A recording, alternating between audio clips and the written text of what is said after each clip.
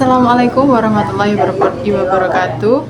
Perkenalkan, nama saya Ellen Febrianti, NIM 858850295, Prodi S1 PGSD.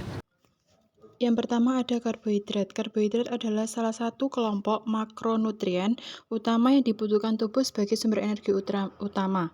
Karbohidrat dapat diklasifikasikan menjadi beberapa jenis, antara lain monosakarida, disakarida, dan polisakarida. Uji karbohidrat yang paling umum adalah untuk mengidentifikasi adanya amilum atau pati dengan menggunakan larutan kalium iodida atau betadin.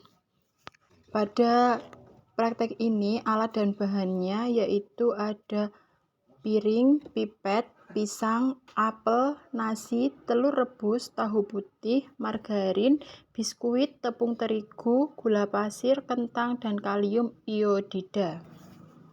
Dan di sini kami sudah mempraktekkan setelah diberi betadin hasilnya seperti ini.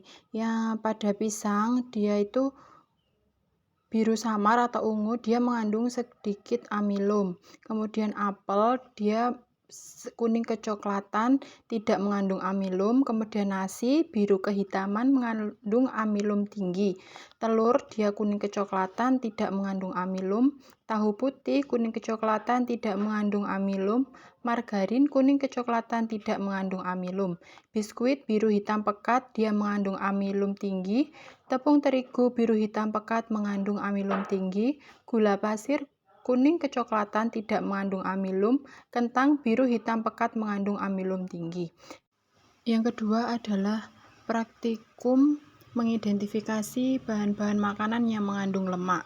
Lemak adalah salah satu dari kelompok makronutrien utama yang diperlukan oleh tubuh manusia. Selain protein, karbo, lemak berfungsi sebagai sumber energi cadangan, pelindung organ vital, pembawa vitamin larutan lemak. Vitamin pada lemak yaitu A, D, E, K atau kadang disebut lemak adik, dan bahan penyusun membran sel.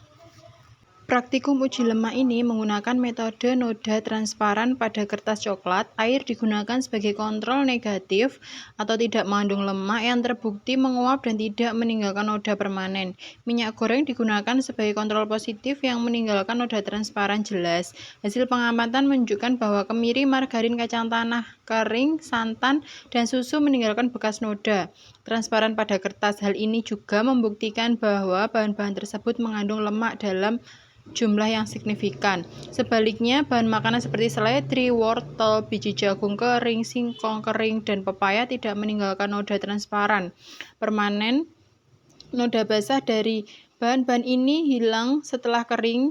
Ini menunjukkan bahwa bahan-bahan tersebut sebagian besar mengandung air atau karbohidrat dan bukan sumber lemak utama.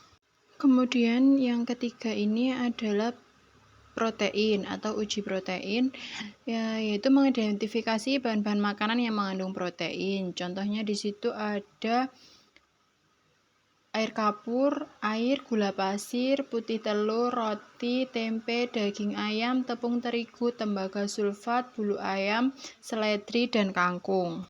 Ini adalah uji pembakaran. Ketika bahan makanan dibakar yang kaya protein, unsur nitrogen dan belerang di dalamnya akan ikut terbakar dan menghasilkan bau yang spesifik mirip dengan bau rambut atau bulu ayam terbakar.